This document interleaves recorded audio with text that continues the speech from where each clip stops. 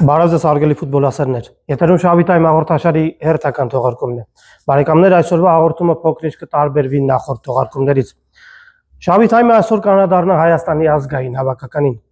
Զրուցակիցս ազգային հավաքականի նախկին ֆուտբոլիստ Արթուր Ոսկանյանն է։ Արթուր ջան, բարոյս։ Բարոյս։ Շնորհակալ եմ հրավերն ընդունելու համար։ Ես եմ շնորհակալ։ Եվ այսպես մարտի 29-ին Արթուր ջան մեր ընտրանին ընկերական խաղ անցկացրեց Բելարուսի հավաքականի հետ։ Ցավալի պարտություն կրեցինք, ճիշտ է խաղն ընկերական էր, բայց կարծում եմ պարտվեցինք մի հավաքականի, որին չպետք է պարտվեինք։ Ինչ կասեք ընդհանուր խաղի մասին։ Սենց ասենք, այո, իհարկե հավաքականի ազգային հավաքականի ցանկացած խաղ, դա պարտականությունն է, որ հաղթենք ու շատ կարևոր է նման հավաքականներին, որ մենք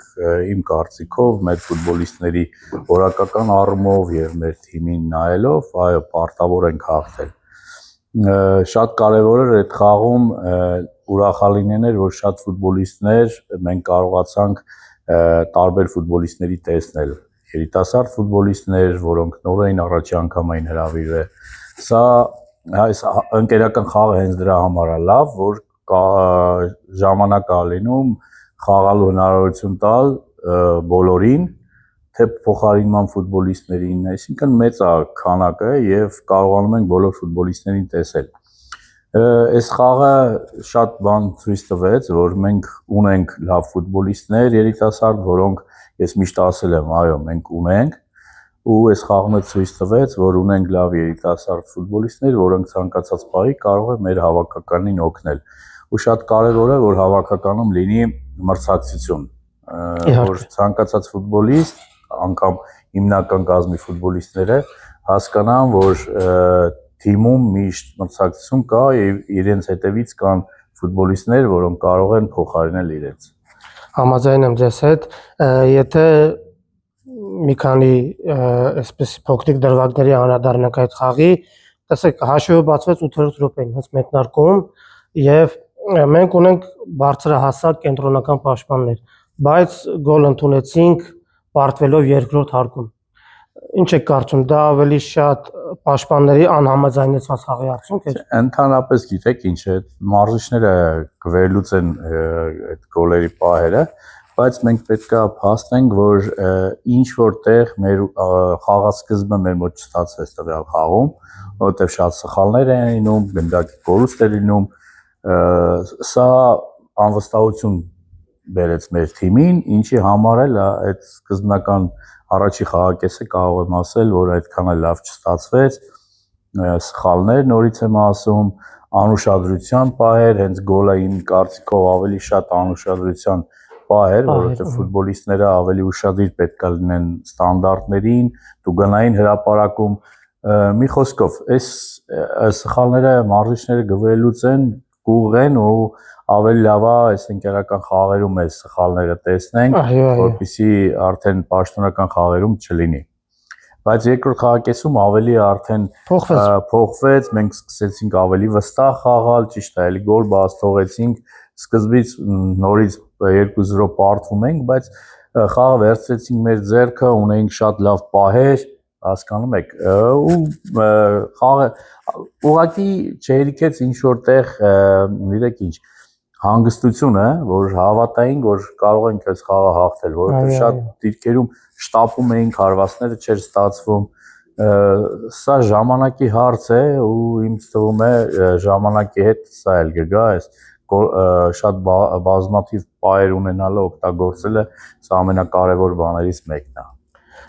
Տեսեք, խոսեցինք պաշտպաններից, մեզ մոտ կարծում եմ նամանավանդ կենտրոնում մրցակցություն կա, այսինքն Գյորգի Հարությունյան, Ստեփան Մկրտչյան, Փիլոյան, Բուենո, Սերգեյ Մուրադյան, ինչ կասեք մեր պաշտպանների մասին, քանի որ հասկանում եմ դժվար է ընտրությունը մեկնարկային կազմում որ ֆուտբոլիստին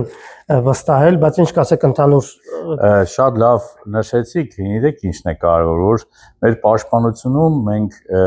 սենց երիտասարդ ու սենց մրցակցություն չի եղել երբեք։ Ֆուտբոլիստները երիտասարդ են, նշեցինք Մուրադյան, Ստեփան Մկրտչյան, Սերգեյ Մուրադյան, Ստեփան Մկրտչյան, Գյորգի Հարությունյան, Փիլոյան, ես նոր չեմ նույնը կասեմ Էրիկ Սիմոնյան, որը ճիշտ է, տվյալ պահին խաղային փորձ չունի, չէր հրավիրվել, բայց նա էլ մեծ պոտենցիալ ունի ազգայինի համար։ Նայեք, ես նշեցի հայ ֆուտբոլիստներին, ովքեր այսօր միայն կենտրոնական արդեն 5-6 հոգի ունենք ու երիտասարդ ու պոտենցիալով։ Սա շատ մեծ առավելություն է։ Այո, ժամանակի ընթացքում համոզված եմ, որ այս ֆուտբոլիստների մրցակցությունից շատ լավ պաշտպաններ կունենանք, ու շատ լավ է, որ այսօր արդեն կան ֆուտբոլիստներ, որոնք արտասահմանում են Գեորգի Հարությունյանը, Ստեփա Մկրտչյանը, համոզված եմ շատ մոտ ժամանակներս Սերգեյ Մուրադյանը կունենա առաջարկներ, Փիլոյանը կունենա, Էրիկը Սիմոնյան վերջապես շատ եմ հավատում նրա որակներին, որ կարող է մեծ պոտենցիալ ունի մեծ ֆուտբոլ խաղալու համար։ Իհարկե հաճելի կլիներ բոլոր դիրքերում ունենալ նմանատիպ մրցակցություն, իհարկե, այդ մրցակցությունն է տալի ավելի կատարելագործություն, ավելի որակ ու մրցակցության մեջ ֆուտբոլիստները ավելի ուժեղ են դառնում։ Համաձայն եմ։ Ու տարբեր դիրքերում, եթե մենք ունենանք այսպիսի մրցակցություն, համոզված եմ, մեր հավաքականը շատ ավելի ուժեղ կլինի ու մարզիչների համար էլ դժվարություն չի լինի, որ ասենք 1-2 ֆուտբոլիստի բացակայության դեպքում արդեն խնդիրներ են առաջանում։ Շատ կարևոր է, որ այս ֆուտբոլիստների մրցակցությունը ամեն դիրքում լինի։ Ու այդ դեպքում արդեն դրական արդյունք իրեն ուշացնել չի տա։ Արտուր ջան, ըստ ձեզ մեր հավաքականը ձերբազատվել է գոլ բաց թողնելուց հետո կոտրվելու այդ բարդույթից։ Գիտեք ինչ, իհարկե միջև ինչ որ պահեր ա գուցե եղել, բայց ընդհանրապես մեր հավաքականը դա մի քիչ չեմ ընդունում, որ գոլ էր բաց թողում, ուղղակի մեր հավաքականը միշտ եթե խաղին դուրս էր գալի հաղթելու համար եւ ցանկացած հավաքականի մոտ է դա, եւ դու վստահ ես, որ դու հաղթելու ես այդ խաղը, գոլ ես բաց թողում, շատ դժվար է հետ գալը։ Բայց շատ խաղեր եղավ այս տարի, մեր հավաքականը կարողացավ դրանից գոլ բաց թողել ու դրանից հետո լավ խաղ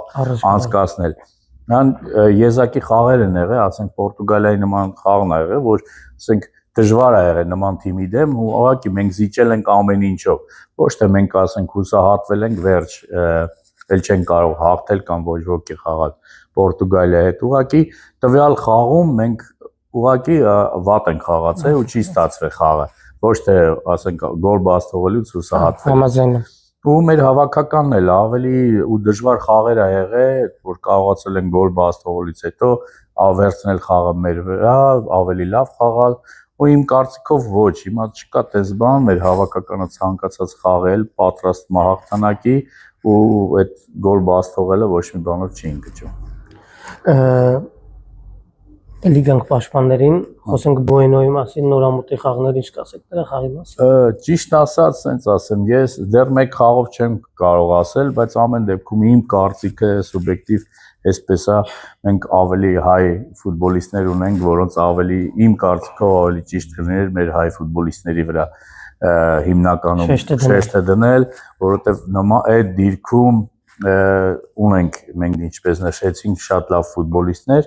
այստեղ գուցե մարզիչները այն փաստն են բերում, որ փորձառու ֆուտբոլիստը ինչ որ բանով կօգնի փորձը, բայց նորից նշում եմ, որ իմ կարծիքով ավելի լավ կլինի, ցանկալի կլինի, որ մեր հայ պաշտպանների վրա հիմնենք, որովհետև ում անունները մենք տվեցինք, նրանք մեծ պոտենցիալ ունեն, մեծ ֆուտբոլ խաղալու, մեր ազգայինում հիմնական կազմում լինելու համար։ Համաձայն եմ, արժան են իրոք։ Բելարուսի դեմ խաղում, երբ խաղադաշտ մտավ Սերոպյանը, բավականին ակտիվություն մտցրեց խաղի մեջ, ինչը եւ շատ դրվագներում անհանգստացրեց մրցակցի պաշտպաններին եւ դարպասապային, ինչը չտեսանք գրեթե Ռանոսի դեպքում։ Ըստ ձեզ, ինչու չենք տեսնում այն Ռանոսին, ում տեսանք նորամուտի խաղում։ Գիտեք ինչ, Ռանոսը երբ եկավ հավաքական, նա այն ժամանակ Բավարիայում էր, ոնց որ ասած, այդ բանի տակ, որ եկել է Բավարիայից, Գերմանիայից ֆուտբոլիստ, որը արդեն ճիշտ է Բավարիայի երկրորդ թիմում էր խաղում, բայց ամեն դեպքում այդ իր կուրաժով, որ եկավ սկսեց խաղալ, հետո ինքը վստահություն առաջի խաղով, ճիշտ է մի քանի խաղ ինքը շատ լավ ինքը որակապես շատ լավ ֆուտբոլիստ է, շատ օգուտ տվեց։ Հիմա իր մոտ եղավ ինչ որ անկումներ, թիմ փոխել ու դեռ Ռեալը չի կարողանում ոնց որ ասած գտնել իրեն խաղը։ Ու ժամանակապետք երիտասարդը կարող է ինքը համոզված եմ այդ որակներով պոտենցիալը ունի ու ժամանակապետք ինչ որ միտեղ մի թիմում պետքա նա կարողանա արդեն ոնց որ ստաբիլ սկսել խաղալ ու հավաքականում էլ շատ օգուտ կտա, քանի որ դեռ իր թիմում էլ շատ մեծ ժամանակ չի անցկացնում խաղերը, դրա համար միշտ խնդիրներ ունենում է։ Շատ կարևոր է, որ ինքը կարողանա օպտիմալ խաղալ։ Սերոպյանը իր խաղով իր թիմում հիմնական կազմում է խաղաժամանակ է ստանում, այդ բանով Սերոպյանը այո փոփոխություն մտցրեց խաղի մեջ, ինչը շատ լավ է, որ մենք էլի ունենք, նայեք շատ երիտասարդ ֆուտբոլիստներ, որոնք մտնում են ու կարողանում են խաղը փոխել։ Ժիրայր Շահոյան, Արտուր Սերոպյան, Բիչակչյան, Էլոյան, Բիչակչյանը հիմա կարելի ասել փորձառու է նրանց երկար տարիներ խաղում է, բայց կան ֆուտբոլիստներ, Նարեկ Հովհաննիսյան, որը երիտասարդ, մի խոսքով հարձակման գծում ունենք պոտենցիալով նույնպես ֆուտբոլիստներ, որոնք ապագայում շատ օգտակար կլինեն հավաքական։ Ուղղակի ժամանակ է պետք կարծում եմ։ Իհարկե, ժամանակը, միշտ ժամանակը։ Հունիսին մենք ունենք եւս երկու ընկերական հանդիպում՝ Մոլդովա եւ Ղազախստան։ Ինչի վրա ըստ ձեզ պետք է մեր հավաքականը շեշտը դնի նախապատրաստվելով առաջկա ազգերի լիգային, այսինքն ճիշտ է տակտիկապես այսպես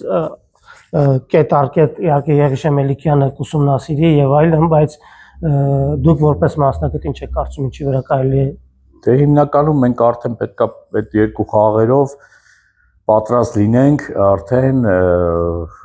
ազգերի լիգայի խաղերին, ասենց ասեմ, թիմերն էլ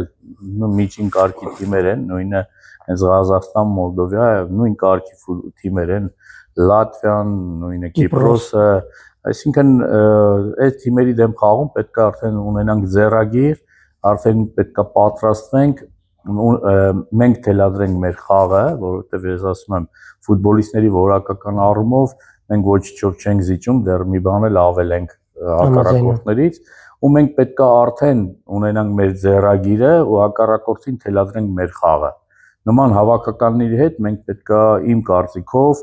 արդեն առաջի համարով խաղանք, վերահսկենք գնդակը, կազմակերպենք դիրքային գրողներ, իհարկե դրա հետ մեկտեղ պարզ է, որ մարզիչը պետք է ունենա եւ հակագրողների տակտիկան բայց հիմնականում իմ կարծիքով այս երկու խաղերով մենք պետք է աշխատենք, դնենք ձեռագիր, ունենանք դիրքային գրողների խաղարկման տարբեր սխեմաներ։ Երբ եղավ վիճակահանությունը, իմացաք, որ մրցակիցներն են Լատվիան, Կիպրոսը եւ Մոնտենեգրոն։ Առաջին միտքը, որ եկավ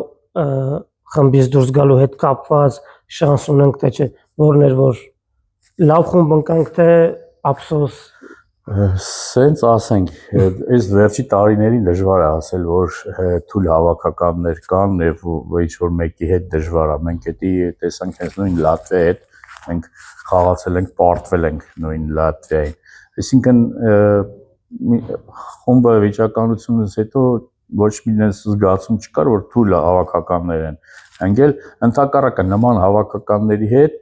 ավելի դժվար է խաղալ, որովհետև նման հավաքականների հետ դու պետք է ունենաս քո ձեռագիրը, որովհետև նույն հենց Լատվիան, Կիպրոսը կարող են ամբողջ խաղի ժամանակ պաշտպանվել ու հնարավորություն չտալ քեզ։ Եվ մեկ հակագրով, իսկ ավելի ուժեղ թիմերը նրանք իրենք են սկսում հարձակվել ու շատ սխալներ կարող են թույլ տալ պաշտպանությունը, որով դու կարող ես օգտվել։ Իսկ նման թիմերում ես ինչի համար ասեցի, որ շատ կարևոր է մենք ունենանք մեր ձեռագիրը, մեր դիրքային գրողների կազմակերպումը, որը միայն այդ դեպքում հաջողություն կլինի։ Արդյունքը կլինի։ Ու դրա համար ասել, որ հեշտ խումբ ենք, իհարկե ոչ, որովհետև Կիպրոսն է, Լատվիան է, Մոնտենեգրոն նույնպես գիտենք, խաղացել ենք, շատ դժվար հավաքականներ են ու շատ դժվար խաղեր են սպասվում մեզ, պետք է ավելի ուշադիր, ավելի զգոն եւ մեր խաղով ստիպենք հակառակորդին սխալվել։ Մոնտենեգրոն թղթի վրա առաջատարն է խմբի։ Մենք մեր երկրպագուները կարծում եմ երբեք չեն մոռանա այն հանդիպումը Հայաստանում, երբ 3-2 հաշվով հաղթեցինք 2-0-ից հետո Գևորգ Ղազարյանն էլ վերջին վայրկյաններին աննկարագրելի էմոցիաներ էր մարզադաշտում։ Արտուր ջան, ըստ ձեզ այս հավաքականը կարող է հաղթել այս Մոնտենեգրոին։ Իհարկե, ես դրա համար ասեցի, մենք ունենք այսօր շատ պոտենցիալով լավ ֆուտբոլիստներ, որակապես լավ ֆուտբոլիստներ, ուղղակի պետքա խաղանք որպես թիմ ու հաստատ մենք կարող ենք հաղթել, որովհետև նույնը այդ խաղում շատ լավ նշեցի, որ 2-0 պարտվելուց հետո մենք կարողացանք հավաքվել, երկրորդ խաղում գոլեր խփել, երկրորդ խաղակեսում գոլեր խփել ու անգամ վերջի վայրկյանները միջև պայքարել ու հաղթել։ Իհարկե, ու այն ժամանակվա Մոնտենեգրոն էլ շատ ուժեղ ֆուտբոլիստներով էր բաղկացած, շատ ֆուտբոլիստներ խաղում էին արտասահմանյան լավ թիմերում, նույն է այսօրվա Մոնտենեգրոն։ Իմ կարծիքով մենք իզորու ենք նման հավաքականի դեմ խաղալ ու հաջողության հասնել։ Մեկտարկային խաղը Լատվիայի դեմ պետք է խաղանք եւ տանը, ըստ ձեզ դա կարող է լրացուցիչ առավելություն մոտիվացիա լինել։ Իհարկե շատ լավ է, որ երկու խաղ հենց սկզբից երկու խաղ ընդունում ենք ու շատ կարևոր է երկու խաղով եթե մենք լավ սկսում ենք ու ոնց որ ասած արդեն այդ հաջողության վրա կարող ենք շարունակել։ Իհարկե տան խաղալը միշտ տան պատերը միշտ օգնում են, երկրպագուները միշտ կողքն են ու շատ դա դրական էմոցիաներ կտա մեր ֆուտբոլիստներին։ Շատերը Արտուր ջան Սպերցյանին համարում են Մխիթարյանի փոխարինողը։ Ըստ ձեզ որպես ավակ առաջնորդ թիմը առաջ տանող ինչպիսին է նրա դերը հավաքականում։ Սպերցյանը ինքը այո շատ Մխիթարյանից հետո Սպերցյանը այսօր այդ գոտում ինքն է ավելի փորձառու ու կարող է թիմին իր հետևից տանել, որովհետև ինքը լավ լիդեր է, որպես Կրասնոդարում, միավակ, նույնը Կրասնոդարում է, իր խաղերով տարբերվում ու հավաքականում է, նա կարող է նույն լիդերը լինել հավաքականի ու թիմին տարել իր հետևից, մի քիչ տարբեր է լինում հավաքականում եւ Կրասնոդարում, այնտեղ Կրասնոդարում ավելի շատ հարցակմանը միտված է ինքը խաղում, հավաքականում ֆուտբոլիստների տարբեր դիրքերում պակասի դեպքում շատ ժամանակ այո, պաշտպանության էլ է շատ մասնակցում, բայց ամեն դեպքում նա իր որակներով շատ կարողանում է եւ հարցակմանը եւ պաշտպանությանը օգտակար լինել, բայց իմ կարծիքով Սպերցյանը ավելի հարցակողական կիսապաշտպան է ու հարցակման ավելի շատ ինքը կարող է օգտակար լինել, եթե մենք ունենանք չնայած մարզիչը թե կախված թե ինչ տակտիկական սխեմայով խաղա, ամեն դեպքում եթե երկու հենակետային ունենանք եւ դիմացը Սպերցյան, այդ դեպքում Սպերցյանը ավելի շատ կերևա, իր օգտագործակիցը ավելի մեծ կլինի։ Նշեցինք ունենք նորեկներ, դուք որպես ազգային հավաքականի նախկին ֆուտբոլիստ ինչ խորհուրդ կտաք նորեկներին, ովքեր առաջին քայլն են հնանում հավաքականում։ Ես մի անգամ հարցազրույց տվեցի ու ասեցի վերջի խաղի համար որ հարցրեցին, ասեցին փորձնական հավաքական էր, փորձում էին ֆուտբոլիստների, ինձ դուր չեկավ, ասեցի որ չի կարելի նման բան ասել, փորձնական հավաքական չի լինում ու փորձնական ֆուտբոլիստներ ազգային հավաքականում չեն լինում, որովհետև դա ազգային հավաքականն է, այնտեղ փորձադաշ չի, ցանկացած ֆուտբոլիստ, որը հրավիրվում է, դա փորձելու համար չի, ուղղակի նա շանսը ունեցել է, լավ է մարզավիճակում եղել ու հրավիրվել է հավաքական։ Մենք դրանով, ոնց որ ասած, վիրավորում ենք համ ֆուտբոլիստին, որ քեզ կանչել են փորձելու, չէ։ Նույնը մարզիչներին, մարզչական կազմին են վիրավորում, որովհետև փորձադաշ չի հավաքական, ուղղակի նրանք գտել են տվյալ պահին ամենաուժեղ ֆուտբոլիստները ովքեր են ու հրավիրվել են հավաքական։ Ու ինչ համար եմ սա ասում, որ հավաքականի այդ ֆուտբոլիստը պետք է ինքը հասկանա, ոչ, նա չի եկել փորձարկում ու գնաց, վերջ։ Չէ, նա պետք է երիտասարդը հասկանա, որ ինքը հրավիրվել է հավաքական, որովհետև արժանի է, իր թիմում շատ լավ է խաղացել, Դրա համար հրավիրվել է հավաքական, պետք է ամեն ինչ անի, որպեսզի իրան լավ դրսևորի, որ ինքը իր տեղը ունենա հավաքականում։ Սա ամենակարևորն է երիտասարդների համար, որ նա ուղղակի չի հրավիրվել հավաքական, այլ արժանի եղել եկել է հավաքական, ու պետք է իր ամեն ինչը դնի եւ մեկ ավել, որպեսզի այդ հնարավորին ու անհնարին է։ Իհարկե, սա ամենակարևորն է ու հավաքականը միշտ ցանկացած ֆուտբոլիստի համար դա երազանք է ու ցանկացած ֆուտբոլիստ, ով հագնում է հավաքականի մարզահագուստը, ուրիշ բան պետք է չմտածի, միայն իր ազգի համար է խաղում ու շատ կարևոր է, ես միշտ այդ հավաքականի ֆուտբոլիստներին ասում եմ,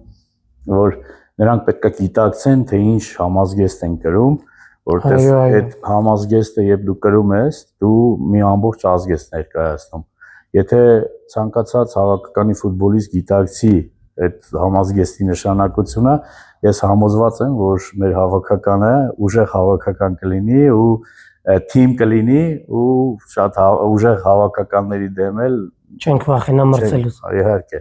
լավ մրցակից կլինենք։ Եվ վերջում Արտուր ջան, տեսեք առաջիկա երկու ընկերական խաղերը տանն են։ Նշեցինք, որ ազգերի լիգայի առաջին երկու խաղերը կրկին տանն են խաղալու։ Ինչ կա, եթե կցանկանաք ինչ որ խոսք երկրպագուներին, խնդրեմ։ Իհարկե,